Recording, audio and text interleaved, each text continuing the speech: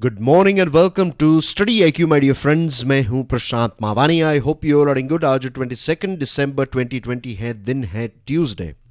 दिन की शुरुआत करेंगे एपीजे अब्दुल कलाम सर के कोट के साथ। Look at the sky, we are not alone, the whole universe is friendly to us and conspires only to give the best to those who dream and work. ऊपर आसमान में देखिए, हम अकेले नहीं हैं। ये पूरी दुनिया, ये पूरी कायनात, ये पूरा यूनिवर्स जो है वो उस व्यक्ति को बेस्ट देगा जो व्यक्ति बड़े सपने देखेगा और उन बड़े सपनों को पूरा करने के लिए एक्शन या फिर कार्य करेगा। डियर फ्रेंड्स, बहुत ही इंपॉर्टेंट है कि आपका सपना जो है वो बड़ा होना चाहिए। इट शुड बी बिग, वरना सपने ही मत देखिए। सपने लॉजिकल भी नहीं होने चाहिए। जब हम बच्चे थे तब हमारे विचार कैसे थे? दे वर आउटस्टैंडिंग। लेकिन जैसे हम बड़े हुए, सोसाइटी ने हमारे ड्रीम्स को, हमारे कैरेक्टर को पोल्यूट कर दिया। बहुत सारे लोग डायरेक्टली इनडायरेक्टली हमें ये कहने लगे कि आप ये थोड़ी कर सकते हैं, और हमने उस चीज़ को मान लिया। उस चीज़ को मत मानिए। आपके अंदर अनलिमिटेड पोटेंशियल है, राइट? बड़ा सोचिए, बड़ा सपना देखिए, और उस बड़े सपने को पूरा करने के लिए जो भी चीज़ आप कर सकते हैं वो करिए, राइट? जैसे आप किसी एक चीज़ के ऊपर काम करने की शुरुआत करेंगे, ट्रस्ट मी, कुछ दिनों के अंदर ही आप देखेंगे कि सारी चीज़ें ऑटोमेटिकली जो हैं वो धीरे धीरे आपकी मदद करने लगेगी। डियर फ्रेंड्स, आज हमारे टेबल के ऊपर हैं 5 इंटरेस्टिंग टॉपिक्स। वायरस वेरिएंट के बारे में बात करेंगे, कोविड रिट्रीट, ये टाइम्स ऑफ इंडिया का एक आर्टिकल है। फिर नेपाल की पॉलिटिकल सिचुएशन के ऊपर नज़र डालेंगे। एक बहुत ही इंटरेस्टिंग आर्टिकल मुझे मिला आज के इकोनॉमिक टाइम्स में, साइबर सिक्योरिटी को लेकर है। बहुत ही इंपॉर्टेंट है साइबर सिक्योरिटी, आपके mains examination point of view से भी काफ़ी इम्पोर्टेंट है। और लास्ट में एजुकेशन के साथ जुड़ा हुआ एक टॉपिक है, लेसन्स फ्रॉम मोनाश। और उसके बाद कुछ न्यूज़ आइटम्स हैं। Big Christmas sale is on. 25 दिसंबर तक हमारे सभी स्मार्ट कोर्सेज के ऊपर मिल रहा है हैवी डिस्काउंट। ज़्यादा जानकारी के लिए आज ही डाउनलोड करें स्टडी आईक्यू का mobile app. Virus variant, I am sure dear friends, आपने अलग अलग सोर्सेस में से, टीवी चैनल्स में, न्यूज़पेपर में, स्टडी आईक्यू के हमारे जो फैकल्टी हैं अंकित अग्रवाल साहब, उन्होंने भी एक वीडियो बनाया था डे बिफोर येस्टरडे नाइट। और ये था कि यूके में एक नया वेरिएंट वायरस का, ये कोविड-19 या फिर कोरोना वायरस का एक नया वेरिएंट हमें देखने को मिल रहा है। और कल एक बड़ी खबर ये आई कि भारत ने यूके से आने वाली सारी फ़्लाइट्स को 31 दिसंबर 2020 तक बैन कर दिया है। लंदन में लॉकडाउन की सिचुएशन है। वहाँ के लोगों की जो क्रिसमस है, जैसे वो क्रिसमस मनाते हैं, एक दूसरे को मिलते हैं। लेकिन एक और इंटरेस्टिंग चीज़ आपको कहना चाहता हूँ, क्रिसमस के टाइम पर अगर आप देखें तो क्रिसमस के टाइम पर एक भी इंसान आपको घर के बाहर देखने को नहीं मिलता है। It's very strange, right? हमें ऐसा लगता है कि क्रिसमस के टाइम पर लोग हर जगह पर भीड़ होगी, लेकिन ऐसा नहीं होता है। क्रिसमस डे जो है वो बहुत ही क्वाइट होता है। इट लुक्स लाइक आपको हार्डली कोई कार बाहर देखने को मिलेगी। लेकिन उससे पहले क्या होता है कि लोग जो हैं वो अपने परिवार के लोगों को मिलते हैं। वहाँ की जो एक पेरेंट्स हैं, दूसरे रिलेटिव्स हैं, तो they have like get together Christmas eve, एक दिन पहले वो मिलते हैं। Is a party like situation, right? और चांसेस बढ़ जाते हैं कि ऐसी सिचुएशन में जो वायरस है उसका ट्रांसमिशन के चांसेस जो हैं वो काफ़ी बढ़ जाते हैं। That is very easy to understand, right? अब यूरोप के भी बहुत सारे देशों ने, डजन ऑफ यूरोपियन कंट्रीज़ ने भी यूके से आने वाली सारी फ्लाइट्स के ऊपर एक टेम्पररी बैन लगा दिया है। क्वेश्चन ये है कि ये जो कोरोना वायरस का नया वेरिएंट, एक नया वर्जन हमें देखने को मिल रहा है, तो क्या ये एक नई बात है? The answer is no. नई बात इसलिए नहीं है क्योंकि ऑलरेडी इस वायरस के बहुत सारे, लगभग 23 जितने नए नए वर्जन्स, जिसको हम कहते हैं म्यूटेशंस, टोटल देखने को मिले हैं। A new variant of the novel corona virus VUI 2020-12/01 The first variant under investigation in December 2020 has 23 mutations in all. तो बहुत सारे ऐसे नए वर्जन्स हमें देखने को मिले हैं, लेकिन ये जो एक सिंगल म्यूटेशन, एक नया वर्जन है जिसका नाम है N501Y. Let me read out this paragraph for you.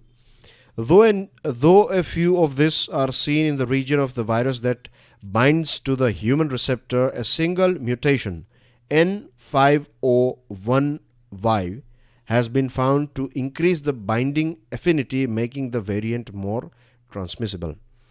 ये माना गया है, ये अलग अलग एजेंसीज का कहना यह है कि ये जो N501Y है ये ज़्यादा ट्रांसमिसिबल है, यानी कि एक व्यक्ति से दूसरे व्यक्ति में फैलने की जो कैपेसिटी है इसकी ज़्यादा है.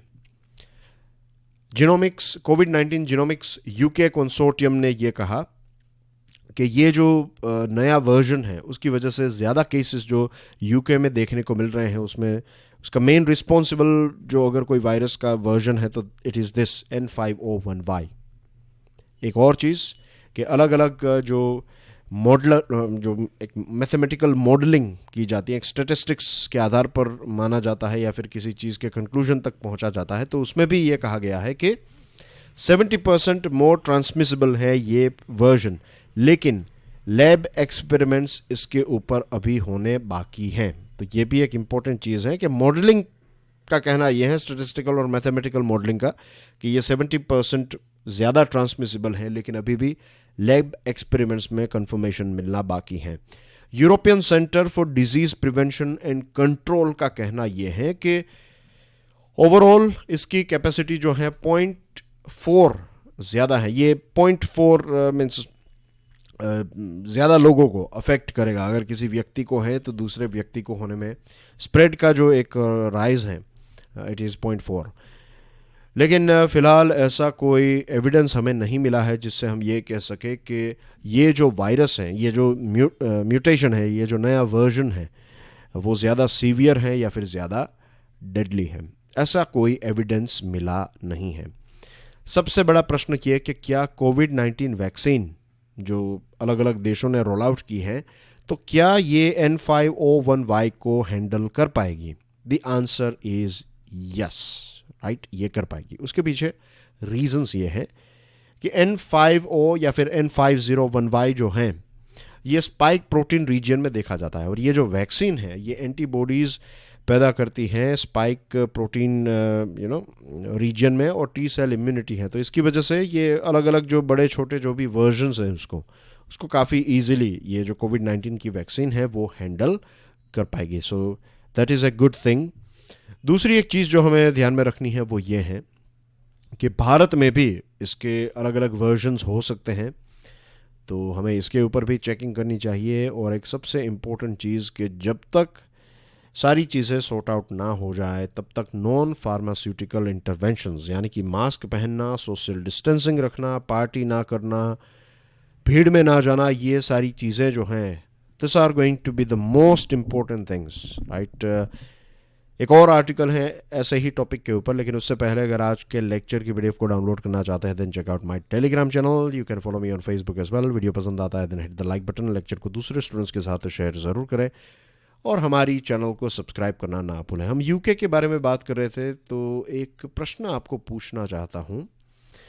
प्रश्न ये है कि भारत का जो रिपब्लिक डे है उसका चीफ गेस्ट 2021 का जो हमारा रिपब्लिक डे है, तो इसका चीफ गेस्ट जो हैं वो कौन होगा, राइट. बताइए कमेंट सेक्शन में. कोविड रिट्रीट क्वेश्चन मार्क है. टाइम्स ऑफ इंडिया का ये एक एडिटोरियल है. अच्छी खबर यह है कि हमारे देश में कोविड के केसेस और कोविड से होने वाली जो मृत्यु है वो काफ़ी कम हुई है, लेकिन इसका मतलब ये बिल्कुल नहीं है कि हम सारी चीज़ों की परवाह छोड़कर पार्टी करने लगें और बाहर निकलने लगें और भीड़ में जाने लगें. ये चीज़ हमें नहीं करनी चाहिए. हमारे जो गार्ड्स हैं उसको हमें कमज़ोर नहीं करना चाहिए. मास्क पहनना, हैंड सैनिटाइजेशन, हाइजीन स्टैंडर्ड्स को फॉलो करना, ये सारी चीज़ें बहुत ही इम्पोर्टेंट होगी. आंकड़े अच्छे हैं. जो एक पीक था तो ये पीक धीरे धीरे ड्रॉप हो रहा है. अगर हम दिसंबर 13 से 20 दिसंबर ये जो हफ्ता है उसकी बात करें तो उसमें 17% डिक्लाइन हुआ है, तो that is a good thing. मृत्यु दर भी काफ़ी ड्रॉप हुआ है। और लास्ट वीक का जो डेथ टोल है ये मिड जून 2020 से आज तक का सबसे लोवेस्ट है। तो ये सारे अच्छे फिगर्स हैं, लेकिन बहुत मुश्किल से हमने इस थोड़ी बहुत जीत को हासिल की है। आप अलग अलग देशों को देखिए, यूके, फिर America, Russia, south Africa, Spain, Thailand, ये सारी जगहों पर नए इन्फेक्शन के केसेस ज़्यादा इसीलिए देखने को मिले क्योंकि एक पीक थोड़ा कम हुआ वहाँ पर और लोगों ने सेलिब्रेट करने की शुरुआत कर दी। लोगों ने चीज़ों को लाइटली लेने लगे और ये मीन्स मास्क ना पहनना एंड दिस एंड दैट। तो इसकी वजह से इन सारे देशों में फिर से एक नया उछाल देखने को मिला। और अभी कुछ दिनों पहले मैं आपको बता रहा था कि जो सेकंड वेव है, थर्ड वेव है, ये और ज़्यादा सीवियर, फ्रांस, जर्मनी, तो इन सारे देशों में जो सेकंड वेव है वो और ज़्यादा सीवियर हुई। तो ये गलती हमें नहीं करनी चाहिए। महाराष्ट्र के चीफ मिनिस्टर उद्धव ठाकरे साहब ने ये बताया है कि वैक्सीनेशन के रोल आउट के बाद भी आने वाले 6 महीनों तक मास्क पहनना ही होगा। And he is absolutely right. बहुत ही सत्य वचन कहे हैं महाराष्ट्र के चीफ मिनिस्टर उद्धव ठाकरे साहब ने। मैं तो कहता हूं कि मुझे ऐसा लगता है, दिस इज़ माई एजम्पशन, मुझे लगता है कि वैक्सीनेशन की शुरुआत जब होगी उसके लगभग 1-1.5 साल तक हमें मास्क और सोशल डिस्टेंसिंग और ये सारी चीज़ों का ख्याल रखना पड़ेगा। फिर बिल गेट्स जो हैं उन्होंने भी एक बहुत ही इम्पोर्टेंट चीज़ बताई है, राइट। बिल गेट्स का कहना यह है कि ये एक बहुत ही ट्रेजिक आयरनी होगी, एक बहुत ही दुखद घटना होगी कि एक ऐसा रोग, एक ऐसा डिजीज़ जिसकी दवाई हमें दवाई इन द सेंस वैक्सीनेशन हमें मिल चुकी है, वैक्सीनेशन अब हमसे बहुत दूर भी नहीं है, और क्योंकि आप अच्छा ख्याल नहीं रखते आपकी मृत्यु हो जाती है। तो ये बहुत ही ट्रेजिक है कि बस पहुंच ही गए थे, लेकिन थोड़ी चीज़ों के लिए, थोड़े डिस्टेंस के लिए, थोड़े वक्त के लिए हम रह गए। तो ऐसी सिचुएशन हमें जानबूझकर क्रिएट नहीं करनी चाहिए। थोड़ा और सब्र रख लें, थोड़ा और ख्याल रख लें, तो फिर कोविड-19 को हम हरा सकते हैं। बहुत सारे हमारे राज्य केरला, महाराष्ट्र और वेस्ट बंगाल में एक्टिव केसेस काफ़ी ज़्यादा हैं, तो वहाँ पर और ज़्यादा टेस्टिंग की आवश्यकता है।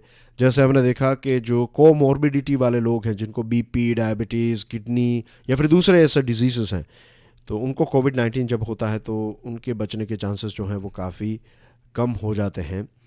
और लोकल लेवल की बात करें तो हर जगह पर टास्क फोर्स को तैयार किया जा रहा है ताकि हम वैक्सीनेशन के रोल आउट को इफ़ेक्टिवली जल्द से जल्द ईज़िली सभी लोगों तक वैक्सीनेशन को पहुंचा सके। तो इसमें हमें सरकार की, एडमिनिस्ट्रेशन की, हेल्थ केयर सेक्टर में काम करने वाले लोगों की मदद करनी चाहिए by being safe and safe practices से।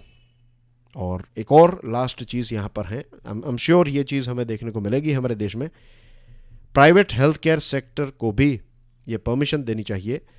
जो गरीब लोग हैं, राइट, ऑफ कोर्स गरीब लोगों को सरकार को फ्री में वैक्सीन प्रोवाइड करनी चाहिए, लेकिन वे सारे लोग जो अफोर्ड कर सकते हैं, जो पे कर सकते हैं, तो वो प्राइवेट हॉस्पिटल में जा सकते हैं। वहाँ पर कोविड-19 लेट्स से कि 1,000 रुपये के 2 डोजेज़ हैं, राइट।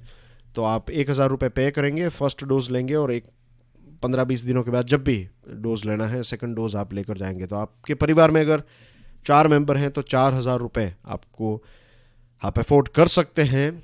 तो यस, हमें वो खर्च उठाना चाहिए, क्योंकि सभी लोगों के 1.35 बिलियन लोगों का खर्च जो है वो सरकार शायद ना उठा पाए, और इतने सारे लोगों को सहायता की आवश्यकता भी नहीं है। एज वी ऑल नो, हमारे देश में अब बहुत सारे ऐसे परिवार हैं जो 3-4 हज़ार रुपये, 5,000 रुपये तक अफोर्ड कर सकते हैं, राइट। और ये वन ऑफ चीज़ है, ऐसा नहीं है हर महीने खर्च करना है। तो ये एक चीज़ मैं मानता हूँ होनी चाहिए। What do you think about it? क्या हमारे देश में सभी लोगों को फ्री वैक्सीन सरकार को देनी चाहिए, या फिर जो लोग अफोर्ड कर सकें उनको वो खर्च उठाना चाहिए? बताइए कमेंट सेक्शन में, मैं जानना चाहता हूँ कि आप क्या सोचते हैं इसके बारे में। क्राइसिस इन काठमांडू, नेपाल में पॉलिटिकल क्राइसिस जो हैं वो एक बहुत ही कॉमन चीज़ है। पिछले कई दशकों से हम देखते आए हैं, लगभग 2 दशकों से, राइट। हर कुछ सालों में नेपाल में कुछ ना कुछ पॉलिटिकल इश्यूज होते रहते हैं। तो ये रहा नेपाल। नेपाल हमारे पड़ोस का एक देश है और भारत की एक पॉलिसी रही है नेबरहुड फर्स्ट। तो इस पॉइंट ऑफ व्यू से इट इज़ वेरी इंपॉर्टेंट कि हमारे इर्द गिर्द के जो देश हैं उनमें पॉलिटिकल स्टेबिलिटी रहे।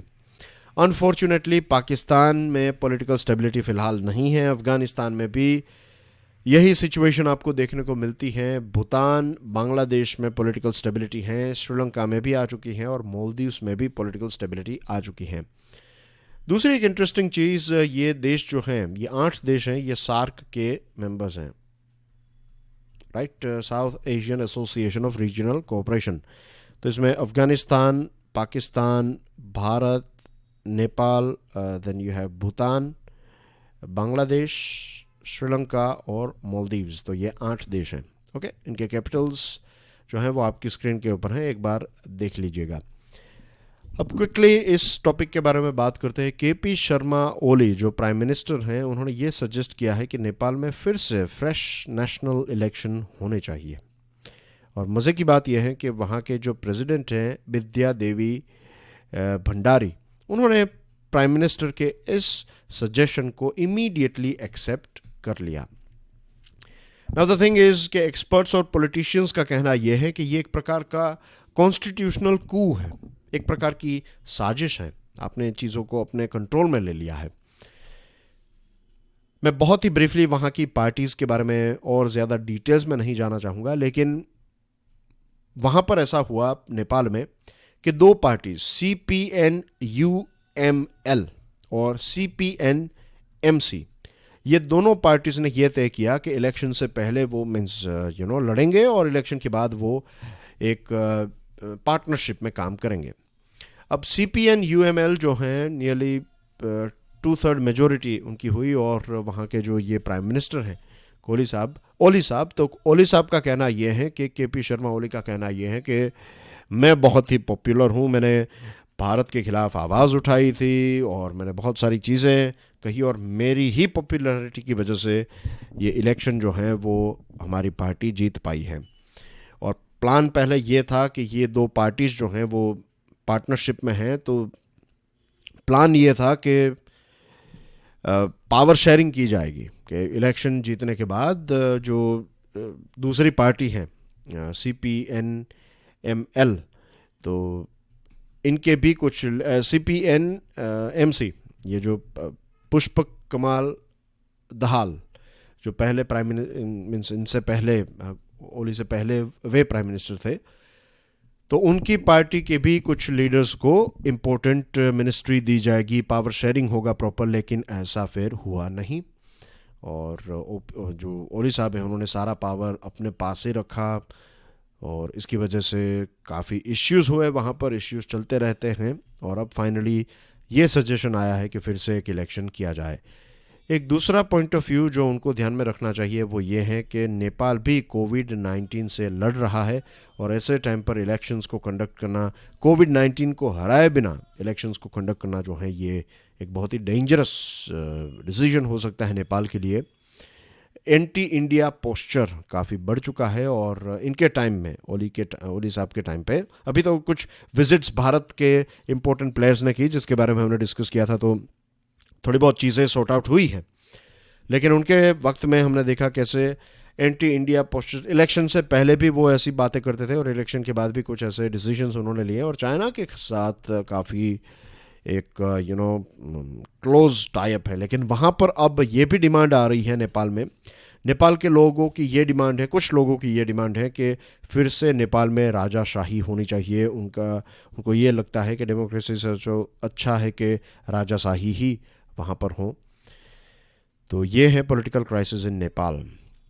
फिर एक बहुत ही इम्पोर्टेंट आर्टिकल है, आज मैंने इस न्यूज़पेपर को नहीं खोला होता तो फिर ये एक न्यूज़ आइटम हमारे हाथ से छूट जाती, क्योंकि दूसरे किसी भी न्यूज़पेपर में, मैंने बहुत सारे न्यूज़पेपर्स आज देखे, लाइक एवरी डे मैं देखता हूँ, लेकिन किसी भी न्यूज़पेपर में इस चीज़ को कवर नहीं किया गया था। तो इकोनॉमिक टाइम्स, वैसे तो इसमें फाइनेंशियल, बिजनेस और इस प्रकार की एडिटोरियल्स और आइटम्स देखने को मिलती है, लेकिन एक बहुत ही इंपॉर्टेंट टॉपिक कवर किया है।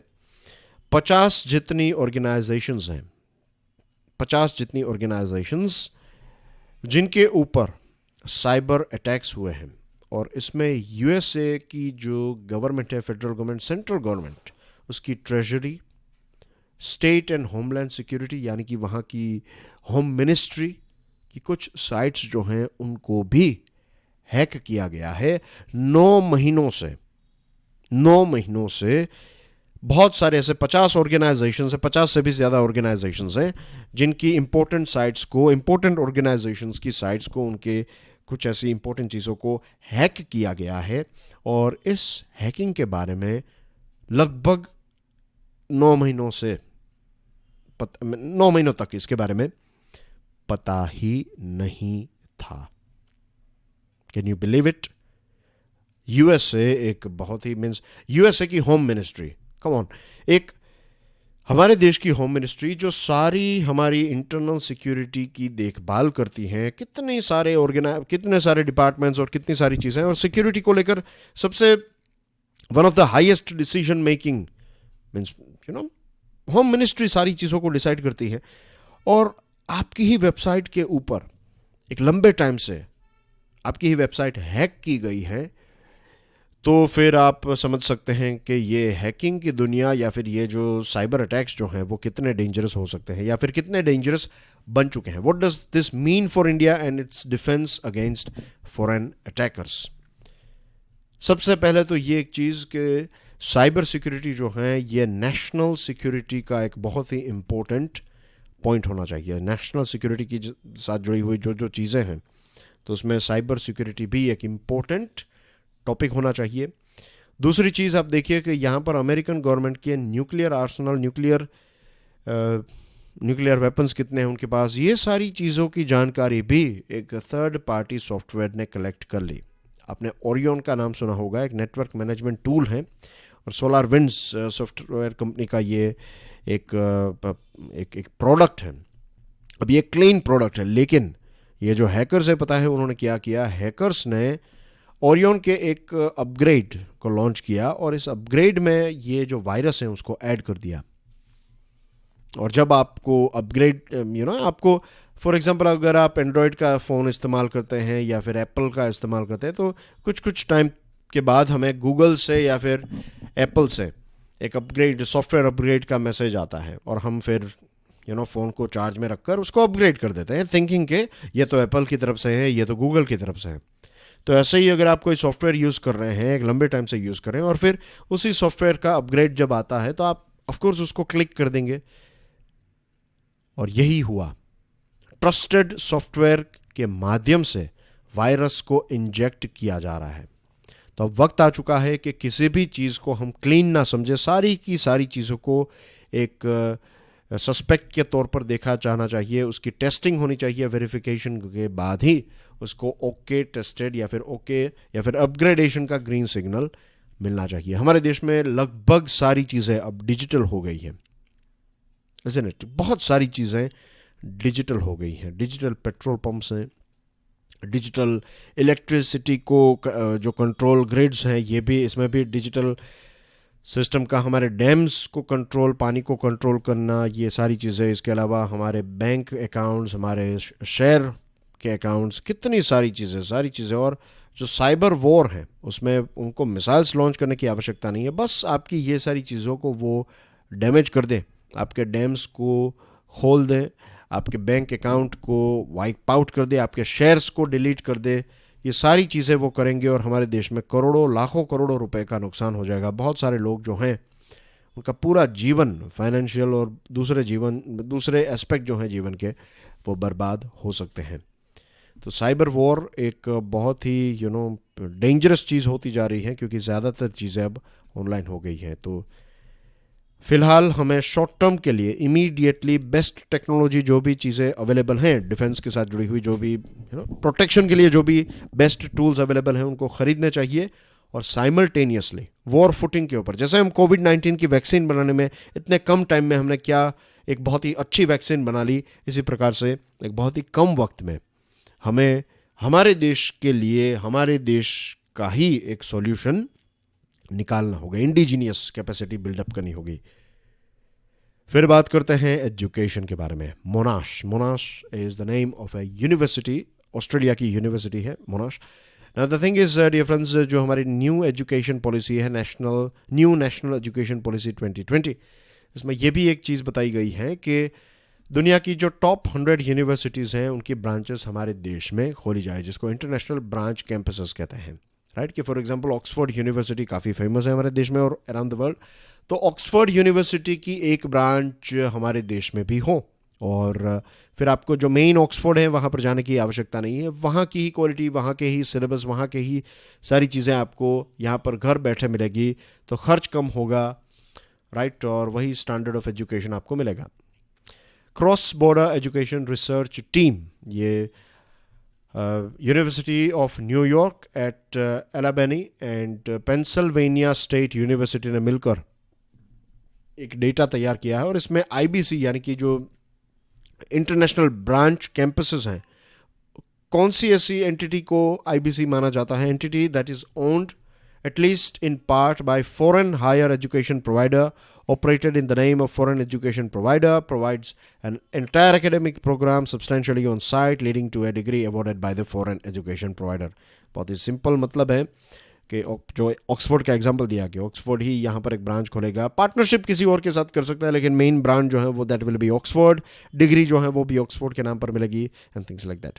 तो इसके सक्सेस स्टोरीज भी काफ़ी अच्छी हैं और फेलियर्स भी हैं, तो सोच समझ कर ये जो सजेशन है वो हमें फॉलो करना चाहिए। फॉर एग्जांपल 300 आईबीसीज हैं, 80 कंट्रीज़ में ऑपरेट करती हैं, USA, UK, Australia, France, Russia etcetera. ये सारी यूनिवर्सिटी ऑफ सरे हैं जहाँ से मैंने अपना मास्टर्स किया है, तो उस टाइम पर ये पता नहीं था आईबीसीज के बारे में, लेकिन बारबाडोस का नाम आपने सुना होगा, तो वहाँ पर यूनिवर्सिटी ऑफ सरे की एक बारबाडोस में ही, यस बारबाडोस में एक ब्रांच है, और फिर दूसरी जगह पर भी यूरोप में कहीं पर वो खोलने वाला है, नॉट श्योर अबाउट कहाँ पर है, लेकिन ऐसी बहुत सारी यूनिवर्सिटीज़ होती हैं जहाँ जिनकी अलग अलग देशों में ब्रांचेस होती हैं, चाइना, मलेशिया, कतार, सिंगापुर में बहुत सारी, और भारत की भी, भारत के कुछ प्राइवेट इंस्टीट्यूशंस हैं जो आपको Australia, Mauritius, Uzbekistan, Singapore, Nepal, Sri Lanka में देखने को मिलेंगे। अब ये जो ऑस्ट्रेलिया मोनाश यूनिवर्सिटी की जो ब्रांच है साउथ अफ्रीका में, लगभग 20 सालों से वहाँ पर ऑपरेट हो रही है, और काफ़ी परमिशंस और सारी चीज़ें मिली, उसके बाद अप्स एंड डाउन्स हुए, और फाइनली लगभग 20 सालों से ये यूनिवर्सिटी जो है वो ऑपरेट हो रही है। कुछ सालों पहले मोनाश यूनिवर्सिटी ने अपना 75% जो है वो लॉरेट, एक अमेरिकन इंस्टीट्यूशन है, उनको बेच दिया।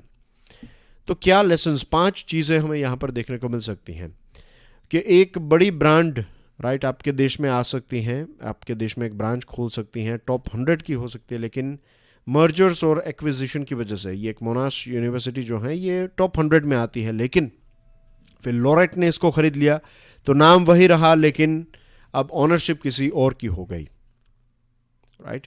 फिर यूके की जो ऑक्सफोर्ड यूनिवर्सिटी है, वहाँ के टीचर्स, वहाँ का एनवायरनमेंट, यहाँ पर वो ब्रांच खोल देंगे, लेकिन क्या वही क्वालिटी ऑफ प्रोग्राम्स हमें मिलेंगे?